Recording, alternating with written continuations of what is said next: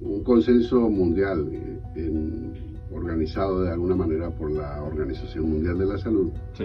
en donde han reunido expertos, cerca de 200 médicos, infectólogos y especialistas en salud pública, en el mes pasado, en julio, y analizaron cómo está la problemática en el tema de las amenazas de enfermedades infecciosas, solamente enfermedades infecciosas.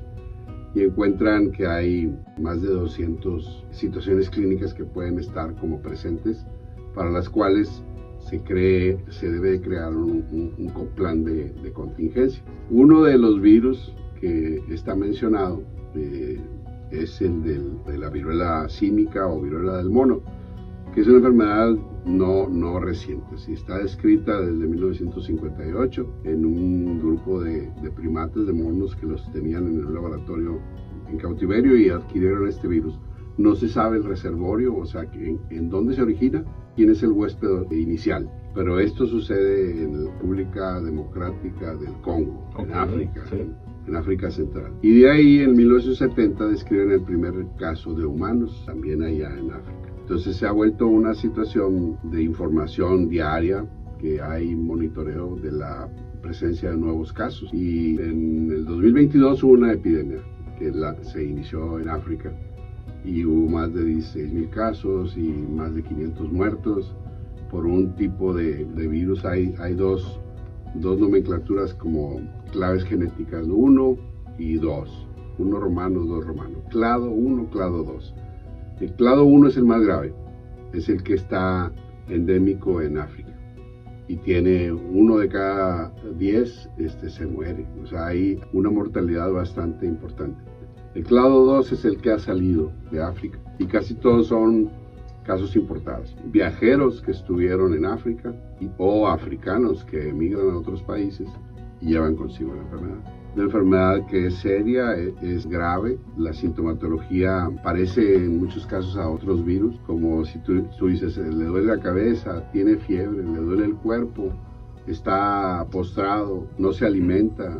Un adulto que previamente estaba saludable, no tiene comorbilidades, o sea, no es que digas tiene hipertensión o diabetes, es una persona sana. El 70% de los casos son hombres y hay un porcentaje muy alto en menores de 16 años. Entonces esta gente, la diferencia con influenza, con COVID, con dengue, es que a los 2-3 días de empezado el cuadro, tienen los ganglios linfáticos crecidos.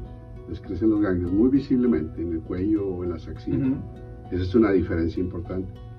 Y dentro de los primeros 7 días de la enfermedad empiezan a aparecer erupciones.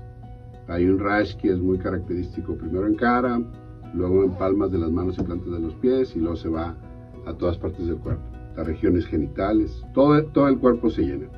Pasa por diferentes fases. Primero es una mancha roja, luego es una roncha como una picadura de un insecto, y luego se hace una vesícula con líquido, luego ese líquido se transforma en pus y al final termina como una costra. Esas lesiones son muy, muy abundantes de virus. Se contagia de persona a persona y se contagia también a través de artículos de uso personal. O sea, un cubierto, un vaso, un cepillo de dientes, una toalla, puede tener el virus ahí y se transmite. La transmisión puede ser, muy frecuentemente se menciona desde el brote del 2022, a través de la actividad sexual. Entonces eso ha puesto de relieve así muy importante que los grupos de riesgo pueden ser muy, muy definidos, en donde la transmisión sea en contacto de un hombre a otro.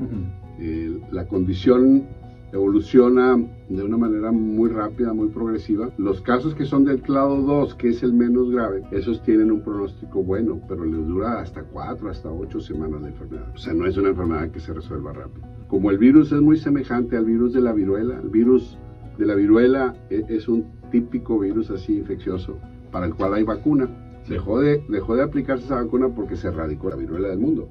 Este es un tipo semejante de viruela. No tiene la mortalidad de la viruela, la original, que era tremendamente agresiva. Sin embargo, ahí está. Entonces, se ha ido moviendo de continente. En Europa hay casos, básicamente Inglaterra, España. En Asia hay menos casos. El epicentro es África. México, América tiene, la mayor parte de los casos están en Brasil y en Estados Unidos. Okay. Sí, ahí hay una cantidad muy importante de miles de casos. En Estados Unidos reportan cerca de 14,000 casos y de esos han muerto casi 400 personas. Entonces no es una cosa que sea despreciable. México tiene oficialmente declarados 55 casos. 55, uno en Nuevo León. El Distrito Federal, la Ciudad de México, es el que tiene más, con 32 casos a la fecha.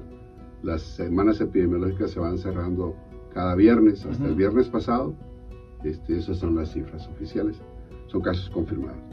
Hay una prueba que se tiene que hacer de una metodología de PCR, que es parecido a la misma metodología que se utilizaba cuando lo del COVID. Sí. Y ahí se diagnostica. Y el tratamiento pues es sintomático. En nuestro país no existe, se está haciendo un estudio de investigación con un medicamento, un antiviral, pero ese antiviral no está autorizado todavía para el uso. Está en fase. Está en una fase de investigación. En otros países ya se tiene, ya tienen ese medicamento y lo han utilizado, particularmente en África. Y existe una vacuna.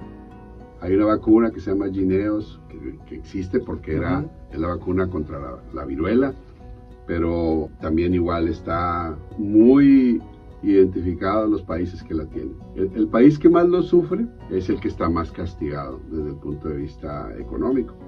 Entonces sí por eso se ha hecho más crisis ahí. Ya de por sí las condiciones sanitarias en muchos lugares son muy pobres, y entonces se está haciendo la transmisión mucho mayor.